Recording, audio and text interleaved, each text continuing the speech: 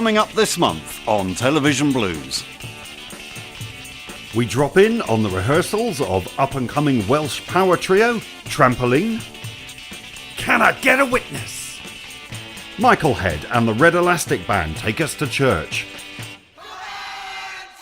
Just when I thought I was out, they pull me back in. Alan McGee on his return to the music industry. Summoning the spirits of Fred Neil and Lee Hazelwood, we bring you new music from Nev Cottee. And finally, we catch up with poet, scholar and psychedelic revolutionary John Sinclair. But first, all the way from Swansea, Trampolene. I started playing guitar when I was probably about 14 or something. The only thing I can really remember after getting a guitar was I didn't just feel like I was playing guitar, I felt like I was shaking hands with a miracle.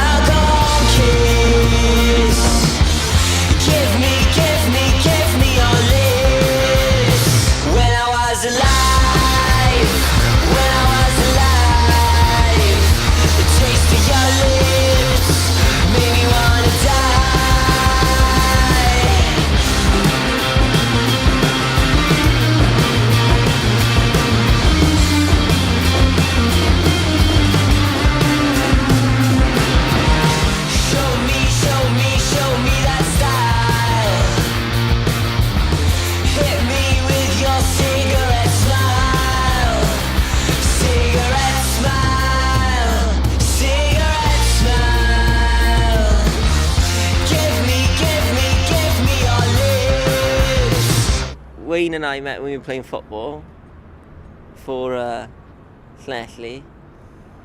Was it? No, it wasn't Llanelli, it was Football Association of Wales. And I thought he was cool because he had really hairy legs. Still has. And then years later, after the much known debacle of trying to find a drummer, we found this Supreme over here. His name's Mr. Williams.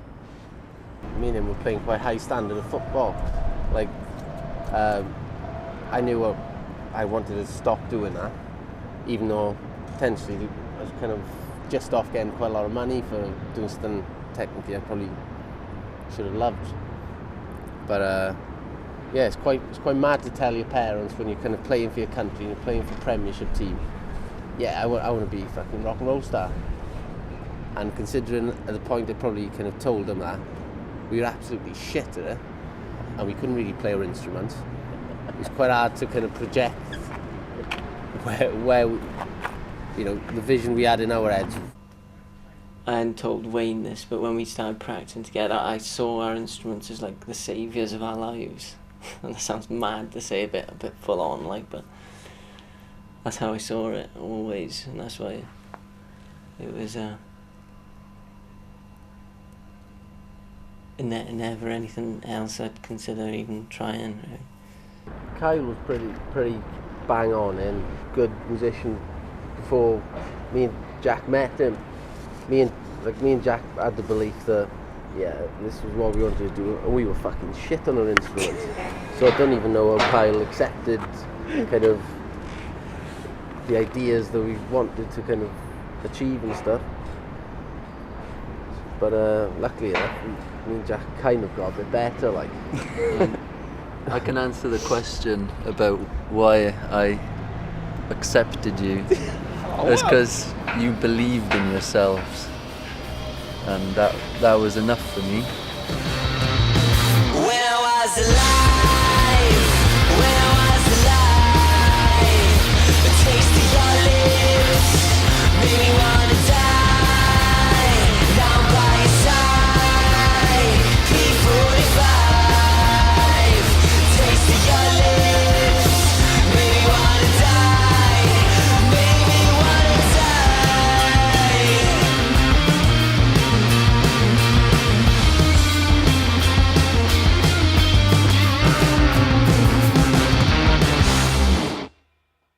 first time I wrote the song was, I had no idea what was really happening. I went to a guitar shop and like the guitar person took the guitar from my hands and said, "Oh, don't give the guitar to me, can't play." And I was so fucking angry. I ran out of the shop, kicked over his guitars and just was like, "I'm going to show you," like that type of thing. And I just sat there for ages and it felt like a little split in something, and started mouthing words.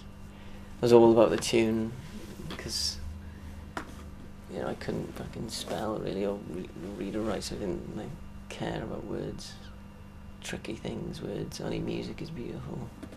But yeah, the word thing happened later on.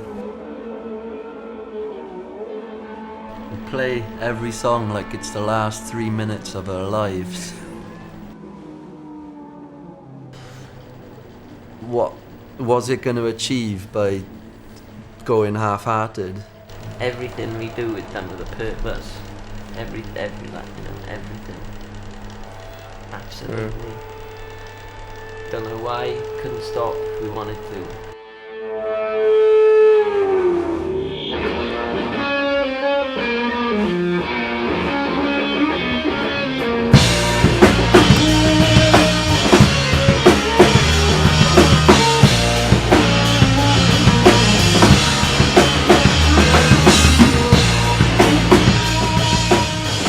Even when we had no one in the audience and doing fucking nothing, I still felt like we were doing something important. Yeah. We got to witness it, but unfortunately not many other people did. But gradually everyone else will kind of see what we see, and then possibly everyone will be fucking happy. Yeah. Just waiting for them to get it, really, I think.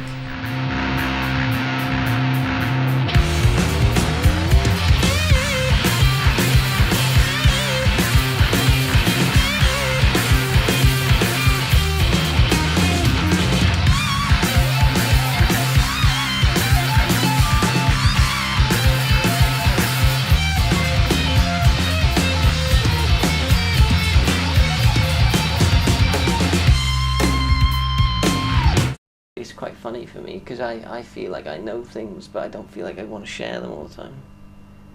Like, I know about my band. It doesn't do anything for me personally to come on here and say, fucking hell, we're going to be the most massive band in the world. We're going to change the world. We're going to be the greatest band that people ever fucking known, like, you know. I don't feel like I have to say that stuff at all. I just feel compelled, like, to do it.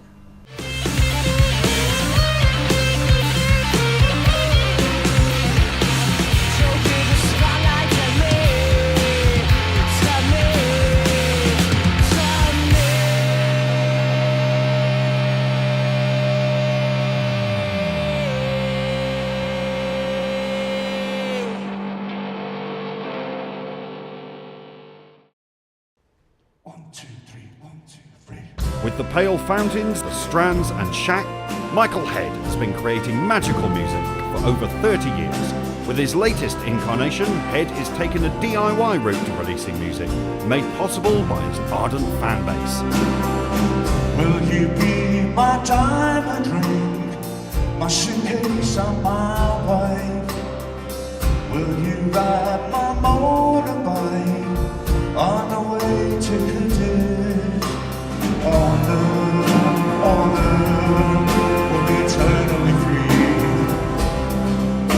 On earth, no one will crush you or me. Matt from Shacknet, you know, you were saying there's people who want to hear the music. Do you want to write some music? I said, I've wrote them songs, you know what I mean? And it just evolved from there, a little bit of common sense. And do you want to do it? Yeah. For me personally, this new mindset evolved within me. It kind of went like, shall I do this? You're writing songs, so do we get a band together? And I thought, no, just fucking let it flow, you know, and it has, and it's just flowing. It's good. I ate things when it's like, you've got to do this and you've got to do that. I hate order, for starters, do you know what I mean? And control and order and people telling me what to do. I haven't got a problem if someone tells me what to do. If it makes sense, I'll do it. If it makes sense, I'll fucking ignore it. So, and as I'm getting older, obviously, and I'm getting more aware that it doesn't have to be as difficult, and it can be just simple as what we're doing at the moment. And there isn't any Billy Big Boots who's coming in saying like you should do this and you got to do this, and like in the past where we've had some fella saying, have you got a song that's a bit more quirky? It's like, fuck off. The best thing about the Red Elastic Band is when it starts going wrong, we just stop. Do you know what I mean? What's the point? The whole ethos and that word keeps cropping up, but in a way it's about like, it's trust, love and respect. Do you know what I mean? So it's about the songs, always about the songs, and we're just doing it in a way that makes sense to us. And if you've got a little team around you who want to do it and nurture it and bring it on, it's like, it's great.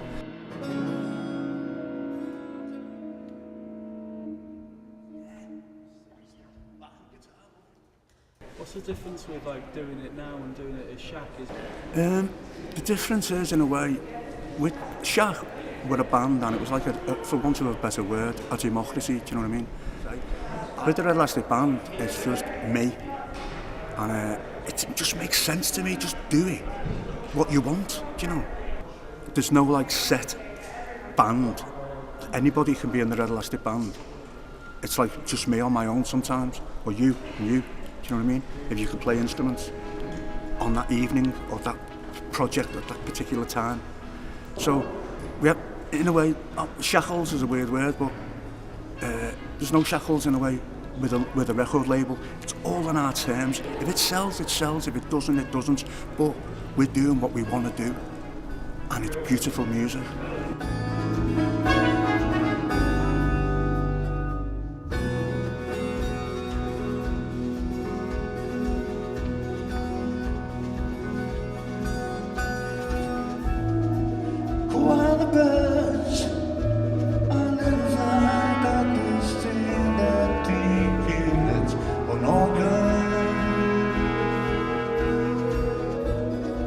Scientists are finding the fact that they say things like a lot is what they're thinking.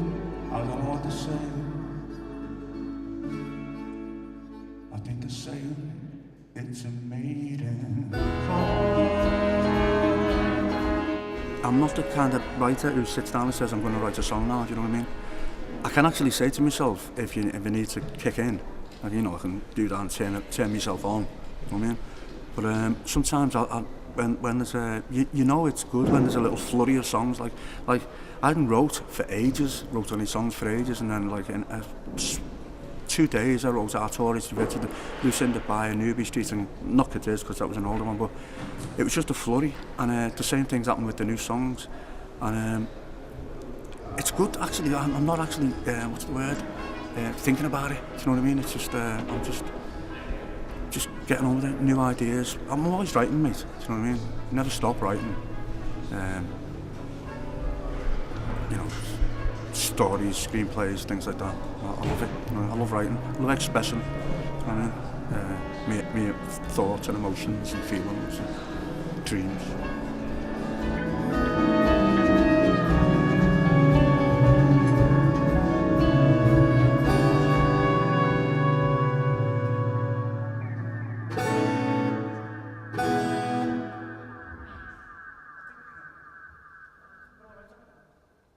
This time before a gig freaks me out a little bit, you know what I mean? Once on stage, we're all fucking at home, you know what I mean? But it's going to be weird tonight. I feel like getting me fucking old dog collar out, you know what I mean? Will you be my wife to be, my mirror and my life? Will you put your arms round me on the way to Cadiz? All there will be eternally free. All there, no one will ever cheat you or me.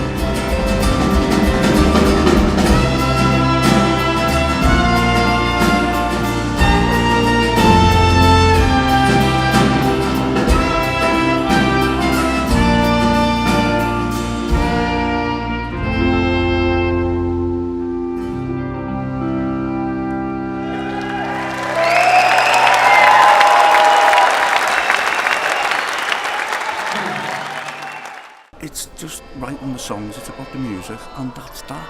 Do you know? And if Beyonce wants to record fucking Newby Street, bring it on. Do you know what I mean? The songs are the songs. People seem to want them, which is amazing. And we're just going to keep doing it.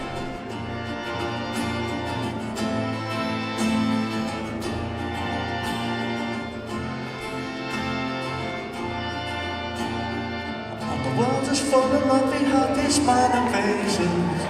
Something like you, yeah. Someone said the world is up for auction sale. I think it's true. So come on, get in. We know how it's been. We skated for so long. So come on, get in. And all the time they're coming to and from the town we're in. And the fishing's free, yeah. Trouble isn't been fair depending on something like me. So come on, get in. We know how it's been. We skated for so long. So come on, get in.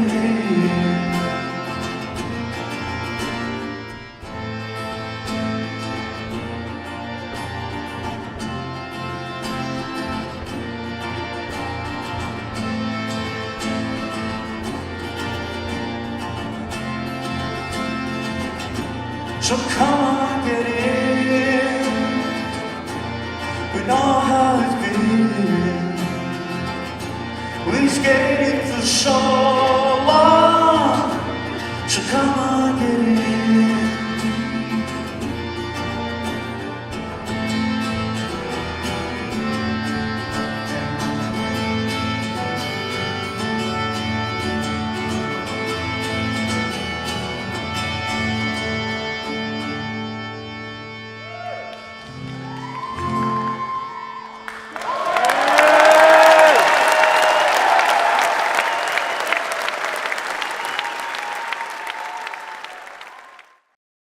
Alan McGee's Creation Records was responsible for releasing some of the greatest records of the 80s and 90s. After a 5-year break from the music business, McGee tells us why he's decided to return with a new label, 359 Music, run with Cherry Red Records. Hey, your revolution is sometime maybe gonna step it up and take over the scene. I said, yeah, your generation is flatlining, baby. It ain't got nothing on me. You say, hey, revolution sometime. Hey, revolution sometime. To be honest, I kind of lost interest in music, and because there was nothing really going on. And then, you know, and also I'd been working since I'd been 11. By default, really, I suppose. By just not ever having any spare money in our house, so I always had a job. And so by the time I was 14, effectively, I had left school and was like working illegally in a bakery for a couple of years. So by the time I got to 47, I got sort of bored with being in the music business. But I don't think that part, I don't think is that strange. I'd say most people, if they'd been working from 11 and they got to 47 and they'd made a load of money, they would, I think, taking 5 years out at that point is acceptable. The interesting thing is most people, once they're out, don't go back, and then I kind of did decide to go back. This Japanese guy was trying to get me back into it, and he said, oh, we should do a label together, and he'd kind of done a deal with Warner's, and it was taking too long, do you know what I mean, And then I decided, just to do it with Ian McGee, because it was like, we could do this now. And we signed a load of bands and put a load of records out, and we're on to our next batch of records now, What won't kill you, it only makes you stronger. But now you have learned that the tide's turned for you. I mean, at the end of the day, Cherry Red, it's pretty simple. I choose the band as a label manager, John Reid. He plugs directly into Cherry Red, and we put the records out, Yeah, I wish I was a rolling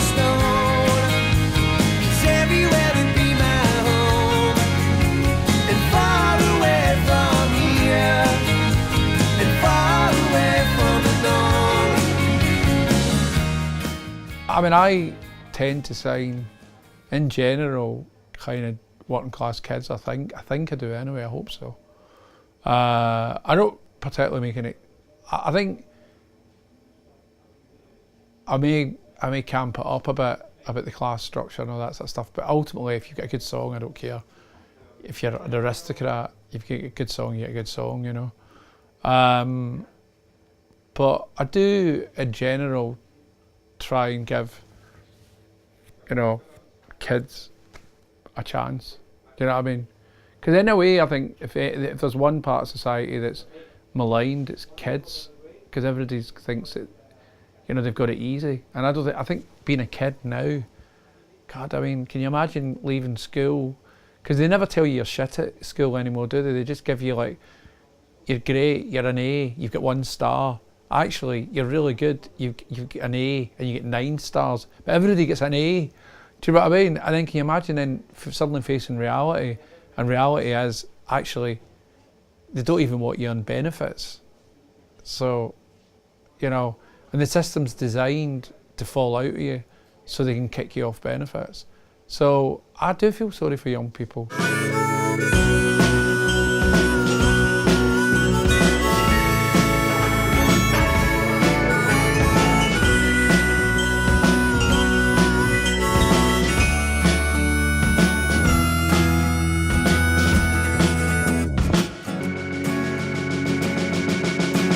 I've seen the man in the picture 100 different times, but he's never seen me. And I know what he's thinking, I know he's got dreams and of dimes.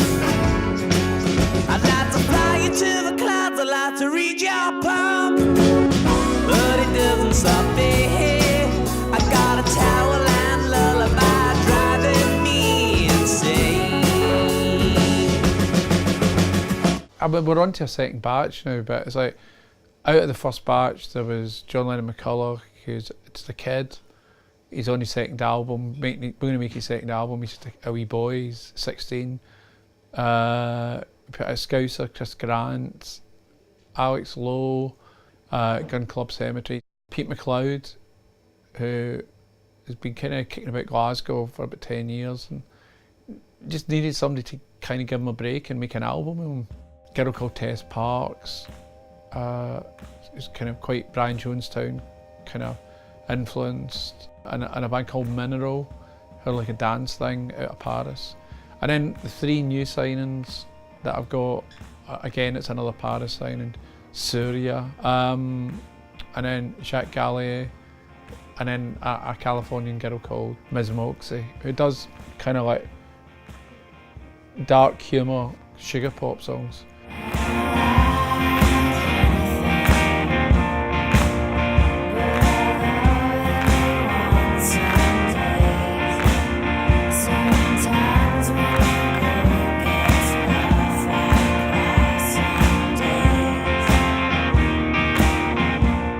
I wanted to do a new label just because nobody does it, really. Nobody gives new bands a chance.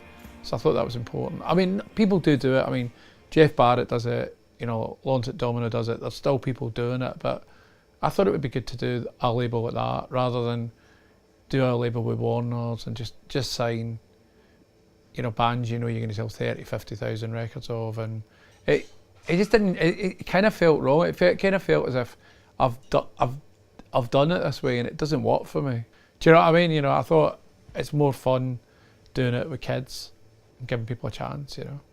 You never know where anything ends up in the future. But I'd say as 359 goes, ultimately what me and Ian want to do is we want to use it as a launch pad, really. Just to launch bands, really put out the first record and maybe their second record, you know. I mean, if anything, it's made me really interested in the whole structure of what's going on in music. I mean, are people actually interested in an album? You know, I mean, I am, but are ordinary people interested anymore? Do they have 40 minutes of their life to listen to a new band's album? It's difficult, man, you know. The music business has completely reinvented itself now. You know, I mean, it's, as we're doing this interview, it's reinventing itself. And that's not even like a good catchphrase. It's actually true. I mean, it just reinvented itself the whole time in the digital phase, and so it's like learning a new football match. And I'm not even saying I completely understand that, but it's understanding new football tactics, and it's interesting. I think about it. This is 2014. Where the fuck are we going to be in 2034? Because it's like in '94, I didn't even know the internet existed. Do you know what I mean? And now we're living in a world of like, unless the music business starts streaming, you know, and people start getting charged for their phone at $10 a month or $15 a month if it's in America, I think it's the death of new music, really, because I don't know how bands, unless they've got really rich mummies and daddies, are going to sustain themselves. Do you know what I mean? You know, so it's going to become like the domain of the middle classes, really. Do you know what I mean?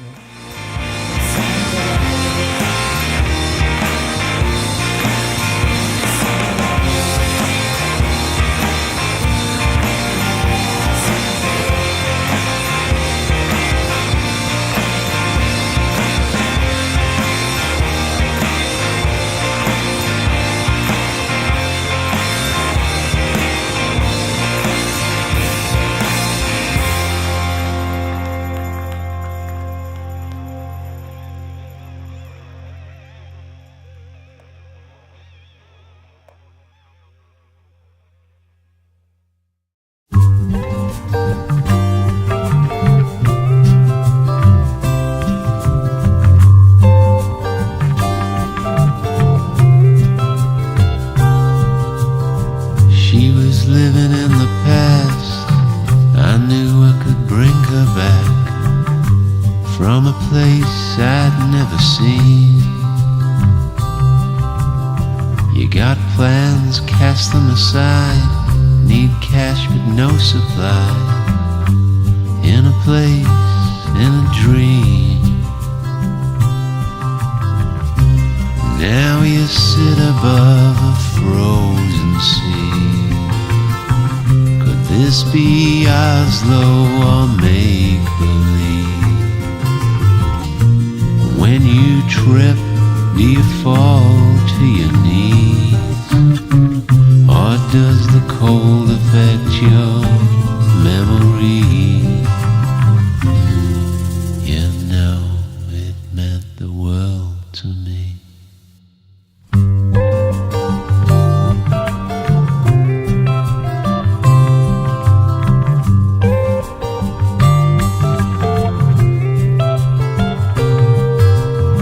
You've been here, but you can't see just how it used to be. Why does it feel so old? It's true, you better think twice. The streets are paved with ice. Why does it feel so old? Now you sit above a frozen sea. Could this be Oslo or make-believe? When you trip, do you fall to your knees? Or does the cold affect your memory? You know, it meant the world to me. Flying high on a magic carpet ride, I never went away. Flying high on a lullaby, and I only wanted to say, hey.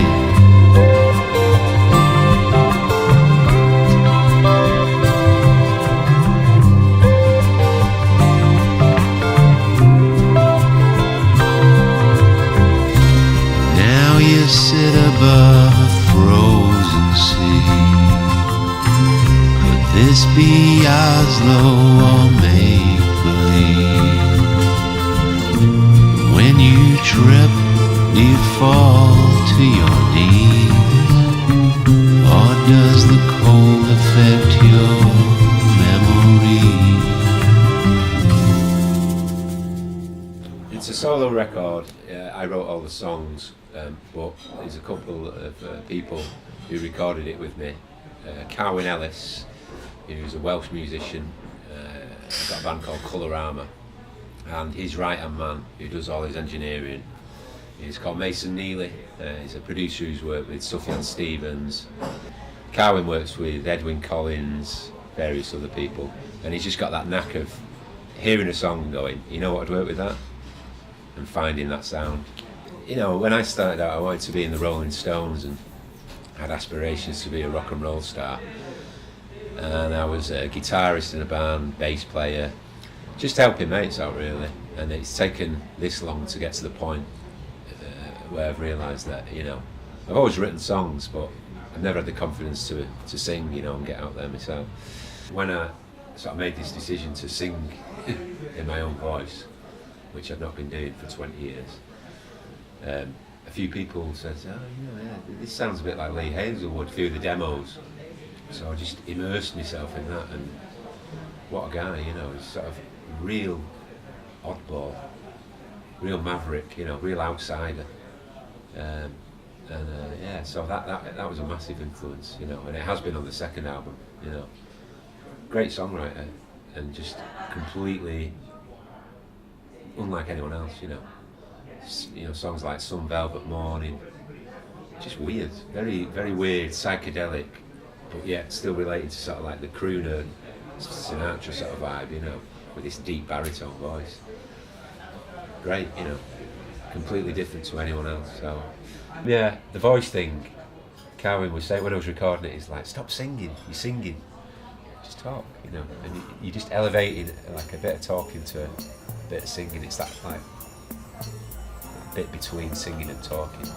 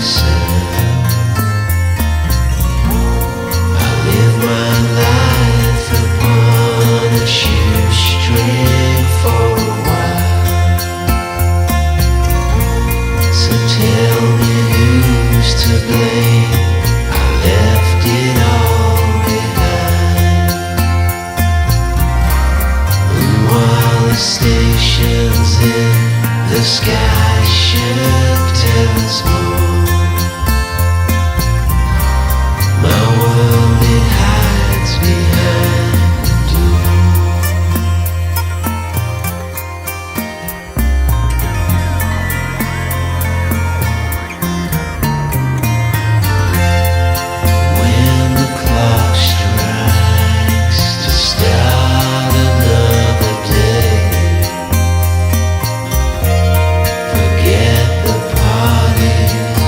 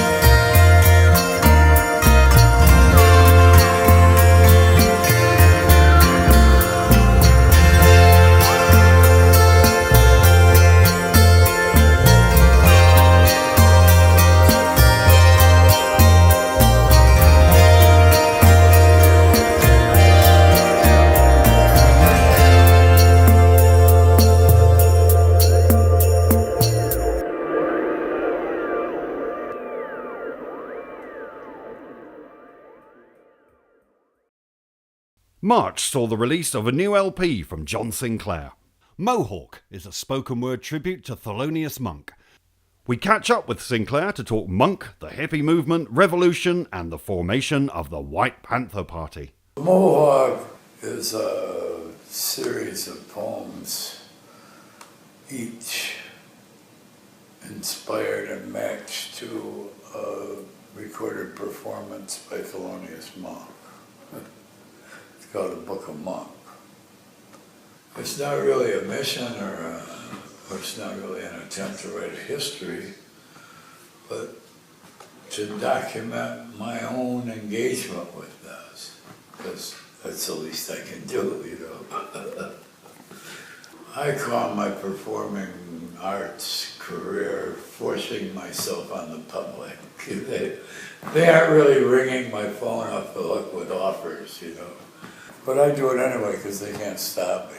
This is what I like to do. Years ago, Art Blakey recalls, I was talking with Thelonious, and he said, when you hit the bandstand is supposed to lift from the floor, and the people are supposed to be lifted up. I realized after a long time of writing this stuff that basically I'm an odist. I write odes to greatness of different kinds, you know. I'm pretty comfortable with this. I never thought of it that way, but I was just dealing with the things that made me happy and excited or thoughtful or sad, you know.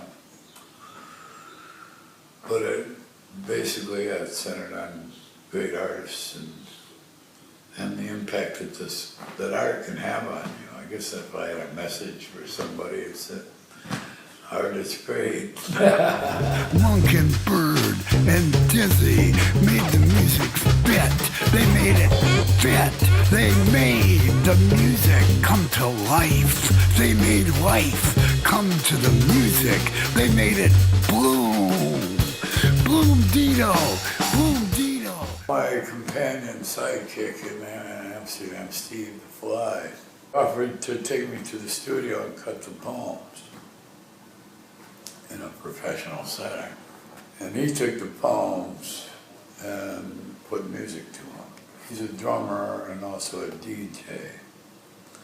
So he used both of these skills to create these sound beds for my poems. I thought it came out really nice. I'm very happy with it. They gave it life and made it bloom.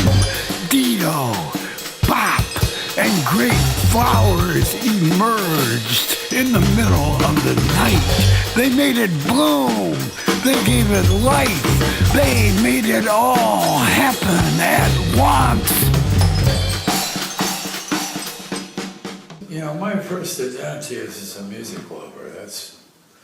You want to know who I am? I'm a music lover. You know, I listen to music, I study music, I write about music. My poems are propelled by music. So, like someone who's a Catholic has an adoration for the Virgin Mary, as a music lover, Thelonious Monk, Charlie Parker, Miles Davis, Muddy Waters. These are my gods, you know. I think about, I listen to their thing, I think about them, I study their lives. This is what I'm interested in. Hippies. Hippies, they had an idea that the shit was all wrong. The consumer life, the war life, all that, the corporate life, it was all wrong. They didn't want any parts of it. So then you had to find a way to not be part of that. That was the exciting, exploratory part of the hippie experience, because you had no idea what was like acid. You had no idea what would come next.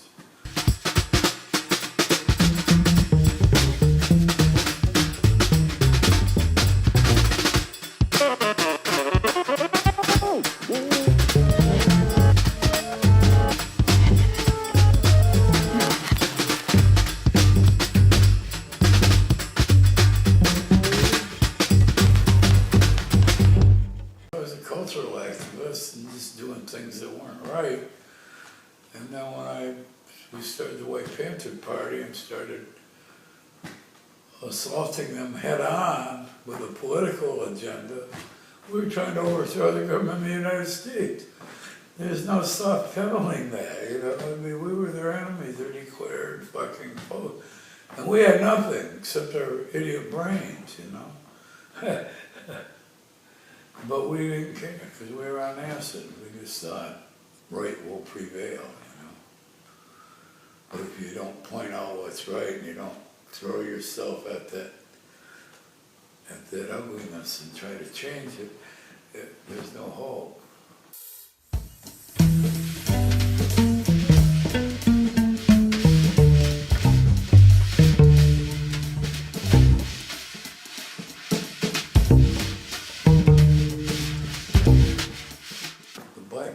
Party, although characterized as a black nationalist force, was not a black nationalist organization at all. They were, well, dare we say, a communist organization, socialist.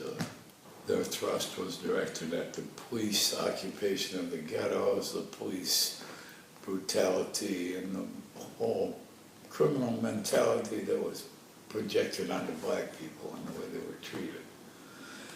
And the lack of opportunity, the lack of education, the lack of good things to eat, the lack of proper medical care. They addressed all these things in practice. That's what impressed us. We just thought, man, these guys,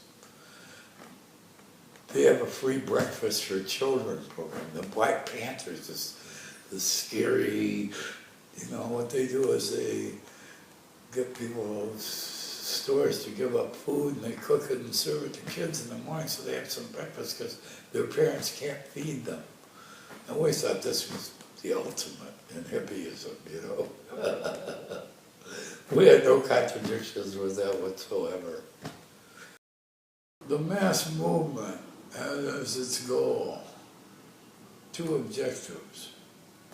One, to get rid of Nixon, and two, to end the war in Vietnam. Well, we did these things in 74 and 75. By 75 also, the corporate world and the powers that be had seized complete control of the cultural industry. The underground radio was no longer underground radio. The record, the music, the bands were no longer struggling long hairs trying to express themselves. They were millionaires trying to make more money, you know. So this took on the underpinnings of our movement was the culture, you know, the rock and roll, these hungry bands trying to express the way they felt about shit, despite the fact that they weren't going to get paid for this. Well, they figured out if they paid them, they would have a different focus, you know. So they paid them. But by 75, I mean, all this was the forward progression was over. People used to go up to us on the streets in Ann Arbor and just say, man, why don't you guys just lay off, you know? Shit, man, come on, all this stuff about the pigs and fuck all that, you know? Oh. Well, we were doing this for you. And that's what I decided. It came clear to me that it wasn't what they wanted. You know, you have to have a goal. You have to have some hope. I have no hope. I have no hope for these people. Politically, I just see them swirling down the toilet drain of history, you know. And I feel bad for them, but I feel like I gave it 10 years. That's a long time out of your life. I did 3 years in prison. It wasn't what they wanted, so let them have it. I'm not going to be. This is what I discovered, the secret of life, modern life to me, is that they can do that all they want, but you don't have to. You don't have to buy anything. You don't have to consume. You don't have to watch TV. And I don't. I just do what I want to. I brought my kids up and now I don't, and then my wife and I split up, so I don't have any obligations or debts or any onus that makes me do something that I don't want to do. I don't have to do what I don't want to do, so I don't. It's the secret of life to me.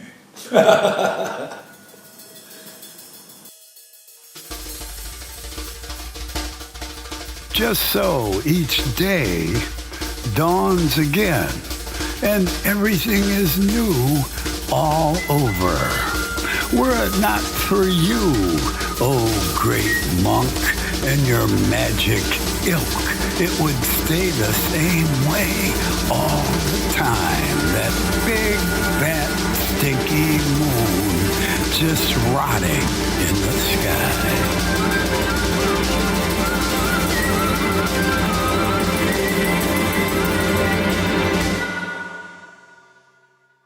Hello, hi. Hi. The message is the music, right? Yeah. Yeah, so what happens next?